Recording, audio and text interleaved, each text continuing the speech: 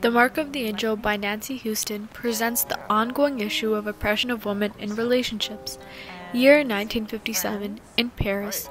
The wounds of World War II have barely begun to heal when a love triangle comes into play. A distant and damaged German maid, Safi, marries her employer, Raphael, who is a French musician. Yet ironically, she falls in love with the Jewish instrument maker, Andre. A novel that juxtaposes love and war, with a central theme of betrayal. Safi, who is blood of a Nazi, upholds a problematic romance with a Jewish man, and this relationship allows the author to collate the two divergent elements of love and war. Nevertheless, Safi is oppressed in her marriage with Raphael as well as her affair with Andre when these relationships are analyzed from numerous aspects which can be applied to the world around us. One of those aspects being sexual objectification. While Safi's husband, Raphael, makes love to her, she offers no resistance. She doesn't as much as bat an eyelash, which indicates that Safi has no sexual desire whatsoever. Rather, she lets her body be treated as an object out of respect for Raphael, or fear perhaps. Much of this sexual objectification today is still present through media, specifically music. For instance, the hit song Blurred Lines by Robin Thicke.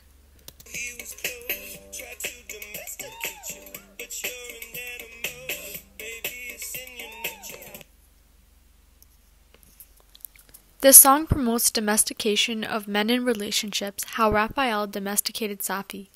However, since the Second World War, marriage laws have developed in regards to intimacy. 26 years ago, in 1992, marital rape was made illegal in Canada, yet is still lawful in 53 other countries. Similarly, Safi is silenced in her affair with Andre through violence. To specify, when Safi discovers that Andre contributes to the production of war weapons, she flames in anger, and Andre slaps her, as hard as he can, just once, just to calm her down. And this wouldn't be the first time Andre uses violence against Safi throughout the novel. In fact, even today, 20 to 50% women in relationships experience partner violence on a day-to-day basis. According to Daily O News, a Delhi air hostess, Anita Batra, just this month was brutally murdered by her husband and had an ongoing abusive relationship with him for many years now, which is just one of many cases which demonstrate how, even in present day, women suffer in the same circumstances as Safi did many years ago. Every 9 seconds, a woman like Anita and Safi are abused by their partner. That's over 60 women just in the duration of my presentation.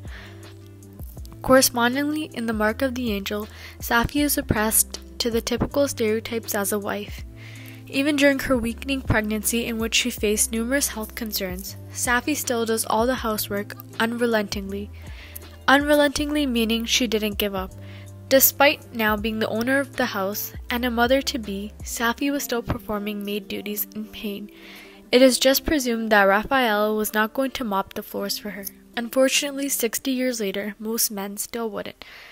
Today, 46% of our economy consists of female workers.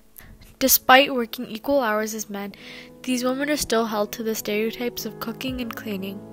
Who determines these stereotypes? You wonder? Society does. You do. Once again, referring to the media, which heavily influences today's society, movies such as Bad Moms are based off these stereotypes, which additionally encourage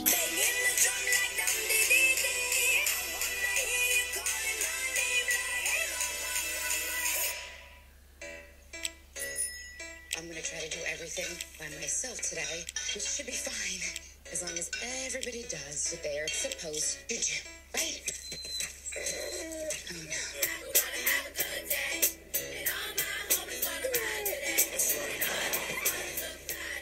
Got 4 minutes to get Roscoe to the vet, so I love you kids. Get out, get out. Emergency PTA meeting today at 5 o'clock. Will we see you there? I'll totally get a sitter on a Tuesday night. Yes, you can. You actually can.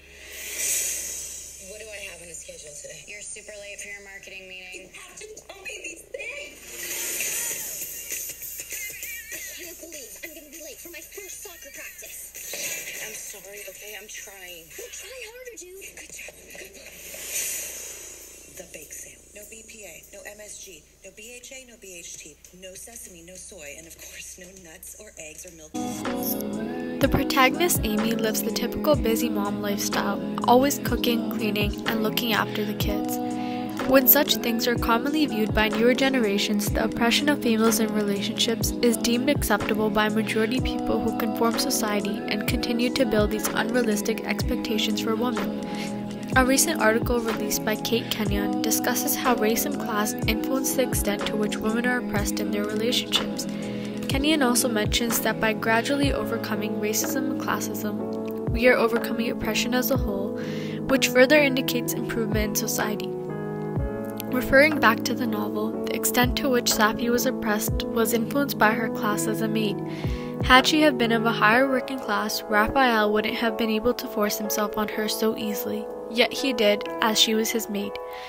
As can be seen, Safi was oppressed in her marriage and affair sexually, violently, and stereotypically.